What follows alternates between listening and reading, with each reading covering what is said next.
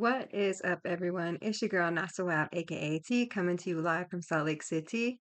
And welcome back to another episode of my podcast. This is episode number 2. Happy Friday. It is Friday. I'm thinking I will have my schedule every Wednesday and Friday. So since last week I dropped my podcast on Wednesday, this week I'm dropping it on Friday. So next week I will have it Wednesday. I'll drop it Wednesday. Today's episode, I wanted to talk about imposter syndrome. Um, what is imposter syndrome?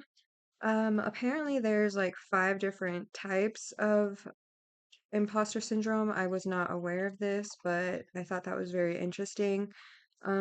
So imposter syndrome, there's 5 archetypes.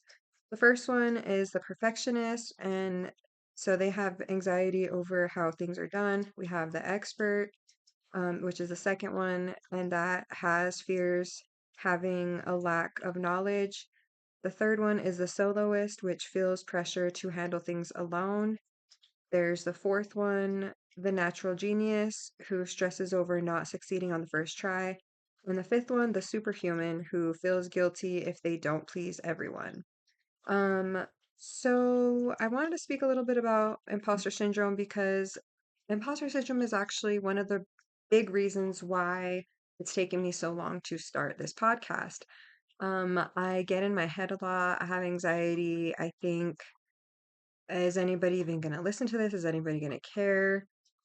Why should they listen to me over somebody else? Those are just some of the questions that I ask myself and that have stopped me from actually just doing it. And the way that you get over imposter syndrome, there's many different ways, but for me, I like to listen to positive affirmations. I like to listen to positive, uplifting music.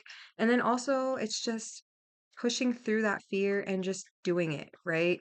I heard from a quote, I think it was Martha Stewart actually, who had said, yeah, she suffered from imposter syndrome, but the way she got over it is just by pushing past that feeling and just doing it anyway. And I think that was great advice because it's true. You get in your head, you think about, why would people listen to me? Why would da da da? But it's like when you push past that, it's actually a good indication that because you're having that feeling, there's a bigger reason. So somebody out there in the world is probably like feeling the same thing and is afraid to go out and pursue whatever it is that they want to pursue. And then they see your video or, something that you were afraid to do, but then you go after and it gives people inspiration, right? And so um yeah, I thought it was really interesting. And then I've also, while looking this up, apparently imposter syndrome affects women more predominantly than men. And I'm gonna be um posting the links to where I'm finding this information as well, so that if you would like to look this up yourself, you can, and you'll see the information that I'm referring to. So, yeah, it says imposter syndrome affects women more predominantly than men. Those with imposter syndrome are often higher achievers in their fields or peer groups. The fear of failure and crippling perfectionism are common in those suffering with imposter syndrome. Remember things, your little message is an important piece of the big puzzle.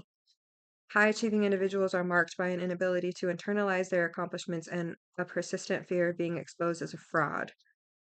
Yeah, and that is absolutely something that I've felt throughout the years. A perfect example of having imposter syndrome is actually right before the pandemic hit. I was working at a large shopping center in downtown Salt Lake. I can't say the name. I was a customer service manager, and that is the first time at a job where I actually had the title, the pay, and the responsibilities of a manager. Because in the past, I have always been in leadership positions. I've always been a front end supervisor. I was always in leadership roles without the pay, with the responsibility, without the pay, and without the title. And so this was the first time that I had the pay, the title, and the responsibility. And so I was a service manager, and I had asked my coworkers before I took the position if they wanted it. Everybody said no, and so when I took the position, everybody immediately was like upset at me. They didn't like me. There was just like a huge shift, and I just felt a lot of different energy coming from the people around me. A lot of it was jealousy. A lot of it was, I was the youngest person working in that department. And so for me being the youngest and then being their boss, I'm sure they didn't like that. And so I had a lot of imposter syndrome because I was just doubting, my own abilities. And I really just wanted validation from the people around me, my employees. And that was something that I learned very quickly I was not going to get. I did not have their respect. And so in turn, it just gave me a lot of self-doubt, and I was really insecure. I was loathing going to work every day. And it just really messed with me because in the past I had had the responsibility, but like I said, without the title and without the pay. So when I was 19, I was a front end supervisor at a retail clothing store, and I was taken advantage of because I didn't know how to speak up for myself. And um, I had had the experience, well over 10 years at that point when I became a manager. And so I don't know, I was getting in my head a lot and listening to the people around me and, trying to find outward validation. And it just wasn't working. And I just was really, like I said, just had a lot of self-doubt and insecurity. And I overcame that actually after when the pandemic hit, and I resigned from that because they were trying to make me be the only person there to run customer service. And I was like, this is a huge center. Like, I can't do that myself. If I'm not going to have a team, it kind of doesn't make sense for me to be here, especially when the pandemic was just hitting and it felt like the world was ending. And I was like, I'm not going to go down with the ship. I'm sorry. Like, I have to bail. I'm out. So, I resigned. And after that, I was collecting unemployment, and so I was able to have the same amount of money. And that really helped because I was with my ex at the time, and I was trying to open my own business and clothing store. And so we had bought a heat press. I was living in a townhome, 2 bedroom, 2 bath. And I started to realize, hey, like I have some really great ideas, and I am smarter than I think I am. Smarter than I was telling myself I was. And I had really great ideas. I came up with a company name for my ex, and he started. We were both making and selling t-shirts.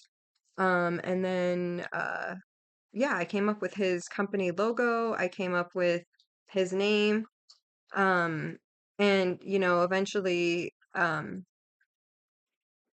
there's just like some animosity because he ended up taking my business and using it as his own, and it was supposed to be a collaboration between us, and that didn't happen. And so it is what it is. I've moved on, but that imposter syndrome is what kind of like held me back. But then it helped me realize also, like, when you're feeling doubtful or you're feeling like, oh, I don't know, da da da, like you have this fear, you have to, that's actually a good indication that you should be doing it because there's somebody out there in the world that is feeling the same way.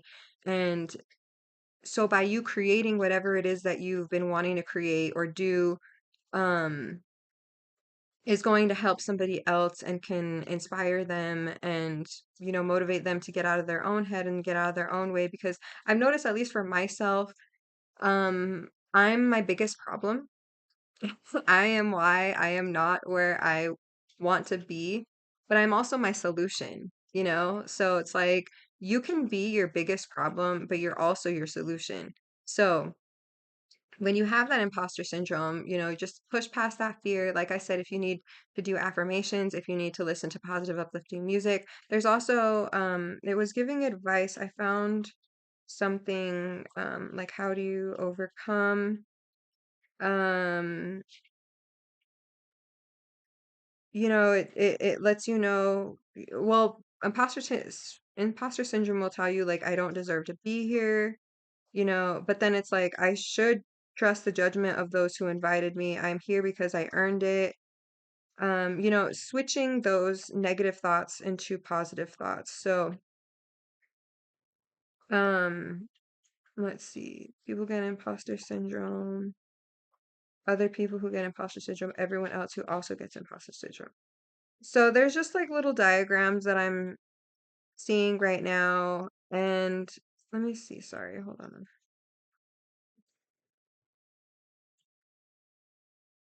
Yeah, it says it looks like overthinking tasks to avoid mistakes, criticizing yourself for making mistakes, setting unrealistic expectations for yourself and others, comparing yourself to others who you believe are perfect, procrastination because you are overwhelmed by the size, visibility, or significance of a task, refusing to compromise when you believe there's a right way, feeling paralyzed to act because you feel too much pressure to complete the task perfectly. So, it says leaving perfectionism behind can allow you to be more creative and produce more because you are freer and less concerned with perfect products. Be kinder to yourself and accept your wins because you don't dismiss them and over focus on your mistakes. Focus with more accuracy on your areas of growth instead of taking up everyone else's mistakes as your own and muddying the waters. Be a better manager as you are focused on growth rather than perfection. Reduce your work hours because less hours or less time is focused on perfecting things. I think those are great because oh, and then this is speaking on being a woman, a person of color, and or first gen with imposter syndrome. So it says internal, you experience the imposter syndrome thoughts and feelings that tell you you don't have the qualifications or experience or credentials to belong. Externally, it's either insinuated or stated that you don't belong. You are considered a diversity here, an exception, or an experiment. That is absolutely how I felt when I was a manager. Also because I was the only woman of color on that team, like I said, and I was the youngest, and I was in a predominantly white environment. And that actually, I wanted to speak a little bit about that because when I was younger, um, a lot of the reason why I have imposter syndrome is because, and this is gonna take a turn, um, it was actually about religion. Religion actually, and I'm not trying to bash religion or, speak down on anybody who is still religious or anything, but for me personally, religion was detrimental to my personality and to just like my entire existence because I was baptized in the Catholic Church. And so, okay, to help you understand my background a little bit, I have four older sisters, and I have one younger sister. It's me and my younger sister. So we have the same mom but different dads. So my four older sisters have a different dad. So they weren't brought up really the same way that I was. My dad is um was a Catholic and my mom was a non-practicing Catholic. But I believe at that time she also went to a non-denominational church. And so my father was the more religious one, I guess, but not really. And so my younger sister and I had to go to private Catholic school. So from kindergarten until fourth grade, I was in private Catholic school where kids are to be seen and not heard. Okay. And again, I am 34 years old, and so I'm from a time where in Catholic school I was maybe one of like four brown kids in my class, and in a predominantly white school, and so I wasn't really called on. I was very, very shy and very, very quiet because we were not allowed to call out the answer. You had to raise your hand, and if you weren't called on, you couldn't say anything. And I was not really called on because, like I said, I was a brown kid, and so I don't even remember getting called on until I was in fifth grade in public school.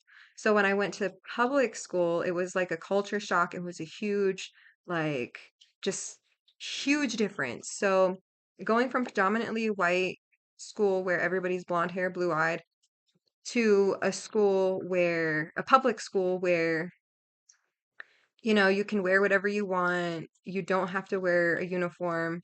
I didn't know who I was. And then, around a bunch of kids yelling out the answer, I was super shy. I was super scared, very just like introverted and an observer.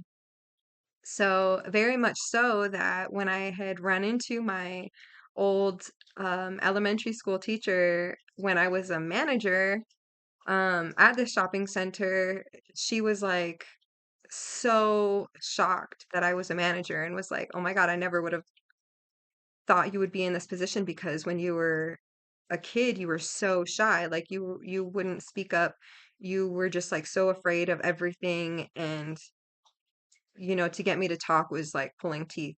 So she was really shocked and pleasantly surprised that I was had come out of that shyness. And so going back to the imposter syndrome, I didn't know who I was in middle school or in elementary, and didn't even really start coming into my own until high school.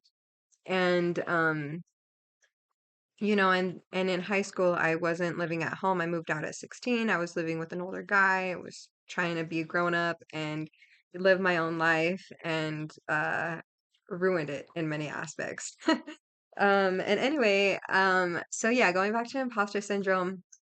So I had a just huge insecurity of just like speaking up and having a voice. I didn't know I could have a voice. And so now that I'm in my 30s, I'm like, yeah, I need to just put myself out there, and people are going to judge, people are going to have their opinions, and that's totally fine.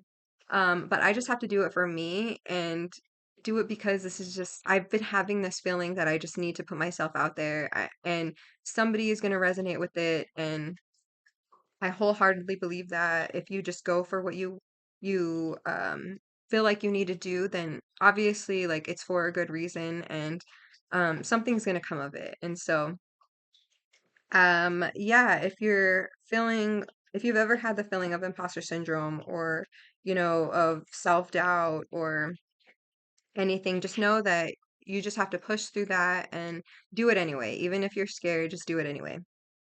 Okay, so going back to being a woman, person of color, and or first gen with imposter syndrome, tell yourself that you don't have anything interesting or worth saying at meetings. So that's what you internalize. That's how you're feeling. You tell yourself that you don't have anything interesting or worth saying at meetings. But then externally you're silenced, or your points need to be reiterated by privileged staff members in order to be heard by others. I've definitely felt like that. Internally, you are scared to take risks or be visible. And externally, it takes a lot to get opportunities for visibility or advancement. You are being told things like you lack executive presence. Sorry, you lack executive presence. So internally, you are concerned that you will never be good enough. And then externally, you are told that you need to keep proving yourself. The goalpost keeps moving, and yet you see others not having to do as much and get promoted.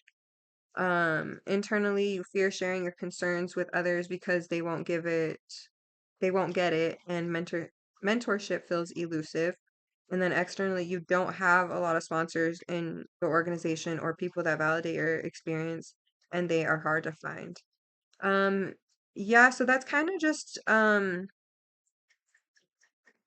speaking a little bit about um this is just an article that's just saying how media and posts on social media, they oppress, and that's the cause of imposter syndrome, and that eradicating it is a solution. Um, so it says the concept of imposter syndrome is more than 40 years old. The author refers to it as a diagnosis. It's not and never has been a mental health diagnosis and cannot be found in any diagnostic manual. To this day, the article also mischaracterized the experience of imposter syndrome suggested. Okay, I'm not sure this is actually relevant, so I might just take this out. But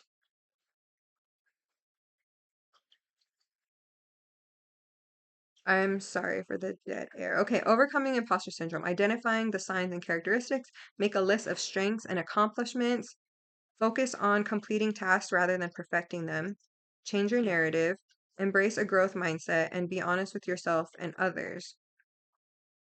Yeah, and there was also this other thing that I was reading earlier, and it was just talking about how like your thoughts of imposter syndrome sometimes are not even real. Like you have to like think about the facts and like the achievements that you've actually done to back up or to counteract those feelings of insecurity and judgment, and then actually back it up with a fact like um actually no, like you are smart and you do have great ideas because say for example for me, when I'm like, oh, I don't know if I'm a great manager, da da da, but then when I was a manager, one of the things that I noticed that behind the desk that we didn't have as customer service was a panic button, because even though we personally did not have any money or cash, we had an alternate business that worked with us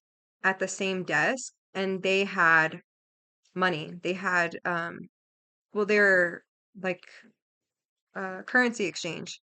So they actually did have money at the desk that had to be hidden away. And so I decided we needed a panic button, because if we were going to be held up at gunpoint for theft due to this other business, we needed to take precautions and um, be safe. And so I brought up the idea of having a panic button, and they were like, that is a great idea. We've never even considered a panic button, but because we have this business now that we didn't have before, we should install a panic button. And so I was like, wow, I do have great ideas, and that is something that they needed.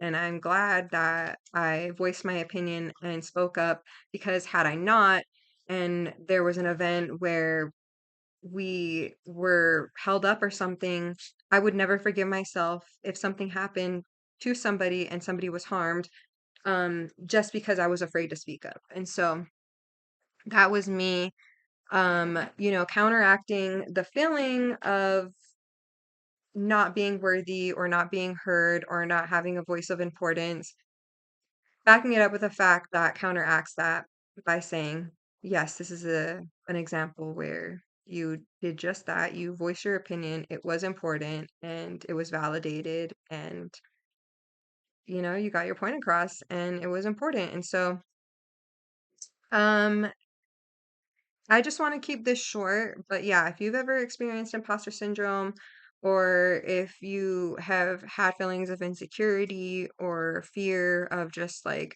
oh, nobody's gonna like this thing that I created, or nobody's gonna care, just push past that fear and do it anyway, because as long as you're happy and you make the content or do the thing that you want to do, um, if it's important to you, then it is important and you need to do it. Just do it. Don't be afraid. Don't think about what other people are going to think, because at the end of the day, everybody's going to be judged regardless. I like to say, even though I'm not religious, um, Mother Teresa was judged, so you can be the best person, you can be the worst person, no matter what, people are going to have something good or negative to say about you. So might as well just do it anyway and own it. So thanks again for listening to this podcast. Again, this is NotSoAv, aka T, coming to you live from Salt Lake City. And check me out next Wednesday. I hope you guys have a fabulous weekend. And yeah, stay warm out there, y'all, because it was snowing yesterday and now today it's a little bit sunny, but it's still cold. So stay warm out there. Have a good day, guys. Bye.